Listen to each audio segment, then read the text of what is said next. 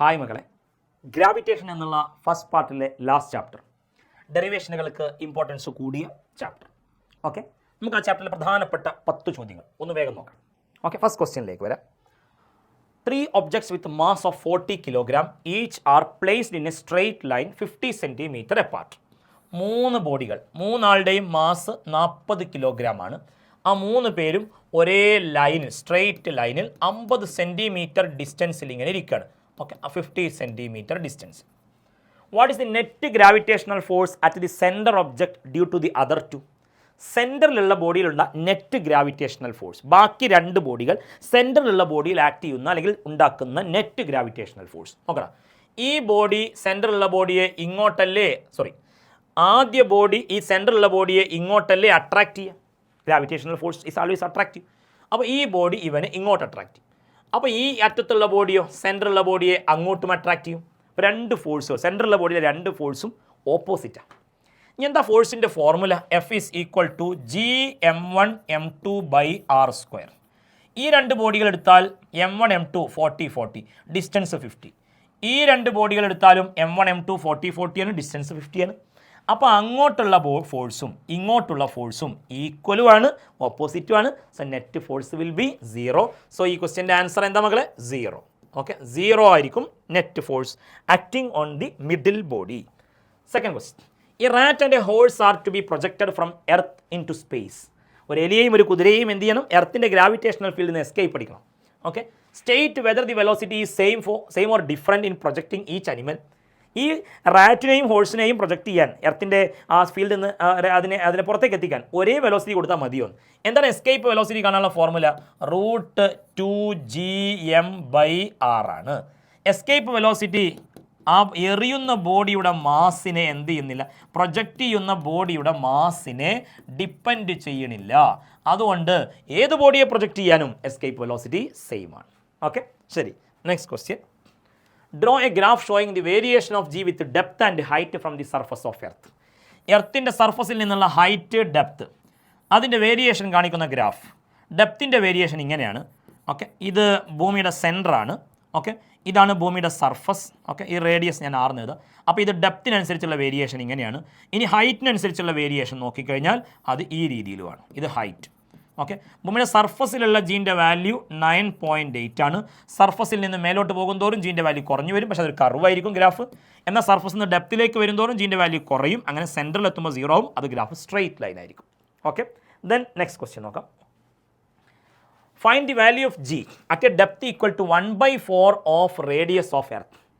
ഭൂമിയുടെ റേഡിയസിൻ്റെ 4/1 ഡെപ്ത്, ഭൂമിയുടെ റേഡിയസിൻ്റെ 1/4 ഡെപ്തിലുള്ള ജി കാണുക. ഡെപ്തിലെ ജീൻ്റെ ഫോർമുല g × 1 - d/r. ഓക്കെ, ഇത് സർഫസിലുള്ള ജി ആണ്. ഡെപ്ത് r/4 എന്ന് കൊടുക്കുക.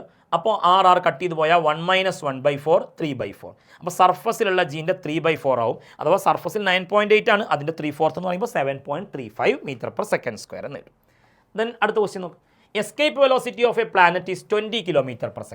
Find the orbital velocity for the smallest possible orbit. Escape velocity തന്നിട്ട് ഓർബിറ്റൽ വെലോസിറ്റി ചോദിച്ചാൽ റിലേഷൻ നിങ്ങൾക്ക് അറിയാം. Escape velocity is equal to √2 times orbital velocity. So orbital velocity is equal to VE/√2 20/√2 14.14 km/s. Unit മറക്കരുത്. ഈ 20 എന്നത് km/s ആണ്.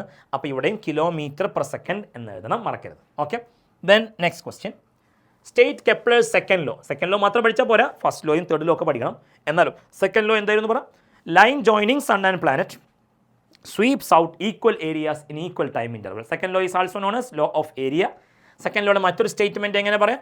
Aerial velocity of a planet is constant. Aerial velocity of a planet around the sun is constant. A/T equals constant. It is based on law of conservation of angular momentum.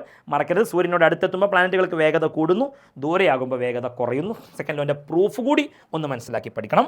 Next question നോക്കാം. Find the height at which g becomes 1/3 of g at the surface. ഭൂമിയുടെ സർഫസിലുള്ള ജിയുടെ 1/3 value ആകുന്നത് എത്ര ഹൈറ്റിലാണ്? അപ്പോൾ അതൊരു വലിയ height ആയതുകൊണ്ട് വലിയ ഹൈറ്റിൻ്റെ formula g' is equal to സർഫസിലുള്ള g ഡിവൈഡഡ് ബൈ 1 + h/r². ഈ g' എന്ന് പറയുന്നത് g/3 ആകുന്നത് ഏത് ഹൈറ്റാണ്? അപ്പോൾ g'-നോടുത്ത് g/3 കൊടുത്താൽ g കട്ട് ചെയ്ത് പോകും. അപ്പോൾ റെസിപ്രോക്കൽ എടുത്താൽ 1/3 റെസിപ്രോക്കൽ 3 ആണ്. ഇതിൻ്റെ റെസിപ്രോക്കൽ 1 + h/r². ഈ സ്ക്വയർ അങ്ങോട്ട് പോകുമ്പോൾ റൂട്ടാവും, h/r നിർത്തി 1 അങ്ങോട്ട് പോകുമ്പോൾ √3 - 1, √3ൻ്റെ വാല്യൂ 1.73. അപ്പോൾ 1.73 - 1 എന്ന് പറയുമ്പോൾ 0.73, അത് h/r ആണ്. അപ്പോൾ h = 0.73 × r, radius 6400 kilometre multiply ചെയ്യുമ്പോൾ 4672 കിലോമീറ്റർ എന്ന ആൻസർ കിട്ടും. ഓക്കെ, വലിയ ഹൈറ്റിന് ഈ ഫോർമുല ഉപയോഗിക്കണം, മറക്കരുത്. Okay, next question. Saturn year is 29.5 times the earth year.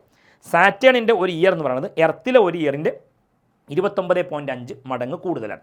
ഒരു ഇയർ എന്ന് പറഞ്ഞാൽ സൂര്യനെ ഒരു തവണ കറങ്ങാനെടുക്കുന്ന സമയം, ടൈം പീരീഡാണ്. സാറ്റേണിൻ്റെ ടൈം പീരീഡ് എർത്തിൻ്റെ ടൈം പീരീഡിൻ്റെ 29.5 ടൈംസ് ആണ്. How far is the Saturn from sun? Saturn സണ്ണിൽ നിന്ന് എത്ര ദൂരെയാണ്? If the earth is 1.5 × 10⁸ kilometre away from sun, ഭൂമിയിലേക്ക് സണ്ണിൽ നിന്നുള്ള ദൂരം 1.5 × 10⁸ കിലോമീറ്റർ ആണെങ്കിൽ സാറ്റേണിലേക്കുള്ള ദൂരം എത്ര? ഇത് കെപ്ലറുടെ തേർഡ് ലോ വെച്ചുകൊണ്ട് ചെയ്യണം. തേർഡ് ലോ നിങ്ങൾക്കറിയാം, square of period of revolution is directly proportional to cube of semi major axis എന്നല്ലേ? T² is proportional to a cube. അപ്പോൾ രണ്ട് പ്ലാനറ്റുകളുടെ കേസിൽ T1/T2 സാറ്റേണിൻ്റെ ടൈം പീരീഡ് ബൈ എർത്തിൻ്റെ whole square is equal to സാറ്റേണിലേക്കുള്ള ദൂരം ബൈ എർത്തിലേക്കുള്ള ദൂരം. ഇത് സെമി മേജർ ആക്സിസ് ആണ്, അത് നമ്മൾ സണ്ണിൽ നിന്ന് പ്ലാനറ്റിലേക്കുള്ള ദൂരം പോലെ എടുക്കുക. ഇവിടെ സ്ക്വയർ ആണ്, ഇവിടെ ക്യൂബാണ്. ഇവിടെ എർത്തിൻ്റെ ടൈം പീരീഡിൻ്റെ 29.5 ടൈംസാണ്. അപ്പോൾ ഈ TS എന്നുള്ളത് 29.5 TE ആണ്, ബൈ TE എന്നാണ്. അപ്പോൾ TE കട്ട് ചെയ്ത് പോയാൽ 29.5ൻ്റെ സ്ക്വയർ ആകും അത്. പിന്നെ AS ക്യൂബ്, AS ആണ് കണ്ടെത്തേണ്ടത്. എർത്തിൽ നിന്ന് സണ്ണിലേക്കുള്ള ദൂരം തന്നിട്ടുണ്ട്.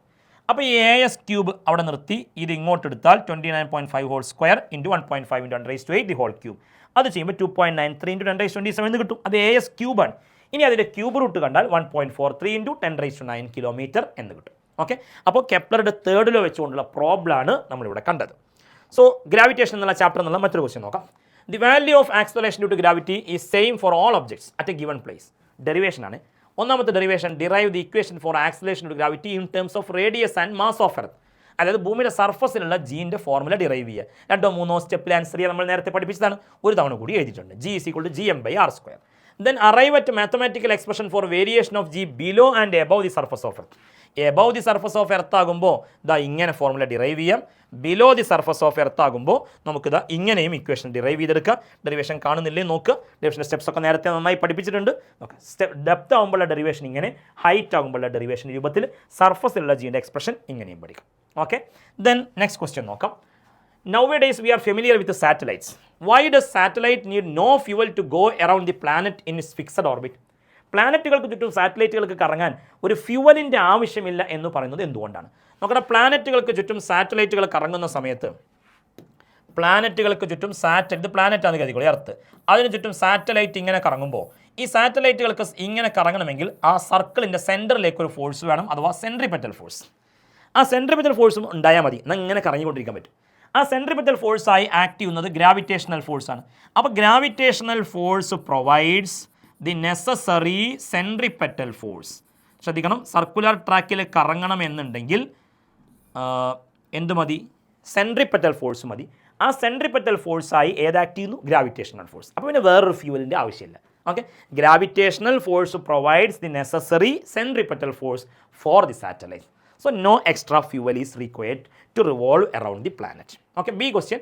Obtain an equation for orbital velocity. Orbital velocity derivation അറിയാലോ, 2-3 സ്റ്റെപ്പിൽ നമുക്ക് ആൻസർ ചെയ്യാൻ സാധിക്കും. ഓർബിറ്റൽ വെലോസിറ്റി ആ സാറ്റലൈറ്റിൻ്റെ മാസിനെ ഡിപ്പെൻഡ് ചെയ്യുന്നില്ല എന്ന് പ്രൂവ് ചെയ്യണം. അത് ഇതിൽ നിന്ന് നമുക്ക് വ്യക്തമാണ്. ഇത് ആ പ്ലാനറ്റിൻ്റെ മാസാണ്. ഓക്കെ, സാറ്റലൈറ്റിൻ്റെ മാസിനെ ഡിപ്പെൻഡ് ചെയ്യുന്നില്ല എന്നുള്ളത് ഓർത്തു വെക്കും. Then that's all. So gravitation എന്നുള്ള ചാപ്റ്റർ, ഡെറിവേഷനുകൾ ധാരാളം പഠിക്കാനുള്ള ചാപ്റ്റർ. നിർബന്ധമായും ജിയുമായി ബന്ധപ്പെട്ട ആക്സിലറേഷൻ ഡ്യൂ ടു ഗ്രാവിറ്റിയുമായി ബന്ധപ്പെട്ട ഡെറിവേഷൻസ്, ഹൈറ്റ്, ഡെപ്ത്, വേരിയേഷൻ നിർബന്ധമായി നോക്കണം.